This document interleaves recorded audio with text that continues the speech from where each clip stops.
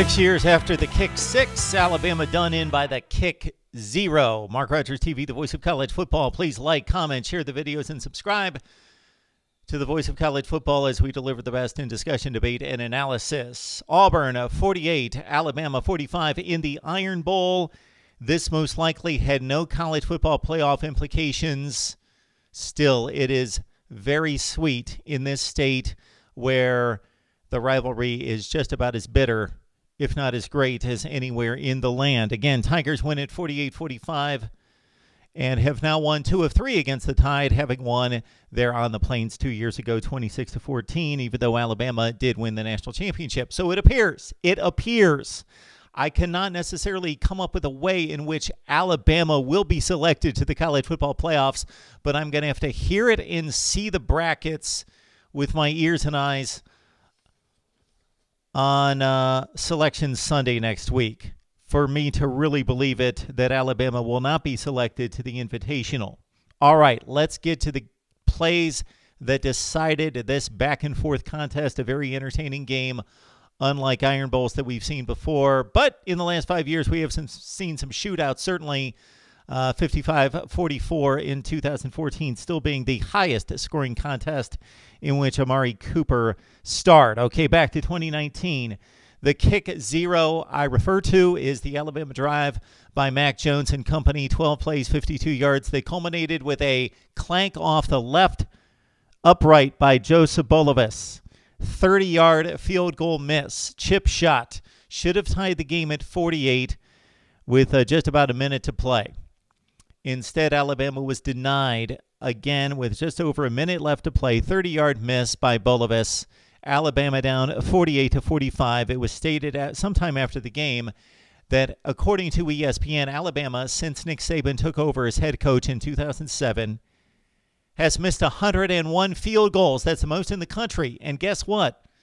Alabama has the best record in the country since that time as well. No thanks to their field goal kicking. All right, huge plays throughout this game, of course. Bo Nix taking off on 2 key runs to convert third downs into first downs to extend the previous Auburn drive, which took the lead at 48-45. He also hit on 3 of 3 passes. He broke contain on those runs. They were not designed runs. Sean Shivers, an 11-yard touchdown run to give Auburn the eventual win. And he completely annihilated Xavier McKinney, a strong safety that is stout typically against the run, but Shivers got the best of him and knocked off his helmet en route to the end zone to give the Tigers that 48-45 lead. Again, Bama takes it right back down the field. Mac Jones even completed a pass to himself for -1 yards, and that actually came preceding and was one of the plays that Derek Brown stopped with a batted pass that set up the field goal try that led to the Alabama loss. The Tide did get it back. So they stopped Auburn on the 3-and-out. Auburn being very conservative, then set up for the punt. There was 1:06 left in the game. So Alabama, with Auburn punting from its own 26, even with a 40-yard punt, no return, Alabama would get the ball with roughly a minute left to play at its own 35, only needing a field goal. Again, that's a field goal for Alabama, only needing a field goal to tie the game at 48. But there was a substitution infraction on Alabama. Too many men on the field.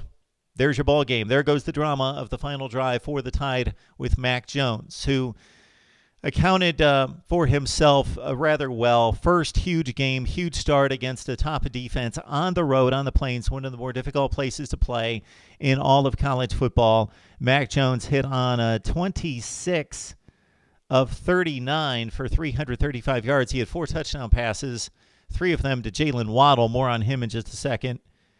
2 interceptions, though. Both were pick sixes. Obviously, this was key in the game. Jacoby McLean and also Smoke Monday with interceptions. Now, one of them, the pick six, gave Auburn a 17-10 lead at that point, and then the second pick six deep into the third quarter was key since Alabama already led it 31-30, looking to extend its lead to 8 points or possibly 2 scores with a 2-point conversion. So Alabama on the goal line throwing the ball, I believe, to Najee Harris on the right side, and it was underthrown, picked off, and brought all the way back for a 100-yard interception return pick six that went from Alabama possibly taking a 7 or 8 point lead to being down 37-31, obviously key. So Auburn with the 2 pick sixes. And again, Alabama with the 2 huge miscues, one on the final drive to conclude that final drive in missing the field goal from a 30-yard distance, and then, of course, the infraction penalty that cost them the game or a chance to win the game and ended it. Jalen Waddle, 4 touchdowns, 3 through the air, big plays, all of them. The last one gave Alabama the 45-40 lead with 8 minutes left. Waddle consistently showed the explosiveness and the leaping ability on that final play, snatching it away from the defender on a well-thrown ball from Mac Jones to the post route. Jalen Waddle with a total of 4 touchdowns, as he also followed up one of the pick sixes with a 98-yard kickoff return. So Jalen Waddle did all he could in hoping for a win for Alabama right there. Anders Carlson. On the flip side of Alabama missing the key field goal, which would have won the game or tied the game. Anders Carlson with 4 field goals, all from 40-plus yards, including a 52-yarder, and that was key for the Auburn Tigers. Najee Harris, huge game for him. He has shown himself to be even a better running back over the course of the second part of this season. 27 carries for $146 and a touchdown. Boobie Whitlow highlighting Alabama's defensive demise the second half of this season. 16 carries for 114 yards. Consider this, that Auburn scored 48 points in this game. I know that they had 2 pick sixes, but that's still 34 points in this game offensively. And considering that even though you get a pick six, and that's credited to the scoring total, that also deprives your offense of getting back on the field for a drive. So we don't know that Auburn would not have scored. So they did score 34 offensive points and 48 total points. This Auburn offense only scored 20 against LSU, only scored 20 against Ole Miss, 13 in the Swamp against Florida, 21 in the opener against Oregon, and 2 measly touchdowns late in the fourth quarter against Georgia. That's 20, 20, 21, 14, 13 points against those top teams in the SEC and Oregon. They put up 48 points against Alabama as they totaled a ton of yardage as well. The Alabama rush defense is certainly nothing close to what it's been through most of Nick Saban's tenure at Alabama. Derek Brown was in Alabama's backfield most of the night, 3.5 tackles for loss. Nick Saban is now just 8-5 against Auburn. Lost the first game. Lost the kick six. Lost the, I think we're adding this up to 8-5. Yes, 8-5 right now against Auburn with the losses in 2 of the last 3 meetings. Gus Malzahn, not a whole lot of coaches can say this against Alabama, and Nick Saban. He is 3-3. The much maligned Gus Malzahn that Auburn fans are looking to boot out of town, it seems, each and every offseason. Now 3-3 against Alabama, and he finishes against maybe possibly the most difficult schedule in college football. I rated it number 2 in the offseason, rated South Carolina as the most difficult in college football.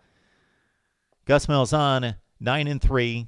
They finish at, of course, 5-3 in the SEC, but 9-3 on the season.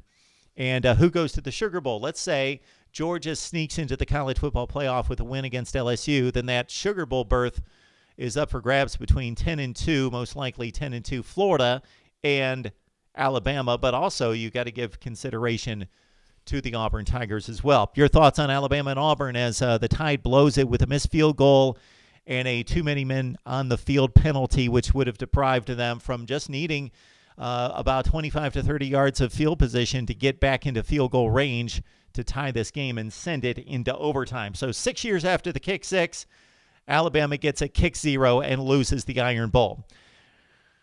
All right, let's lock it in right here at Mark Rogers TV, the voice of college football, and we'll see you with more Rivalry Week.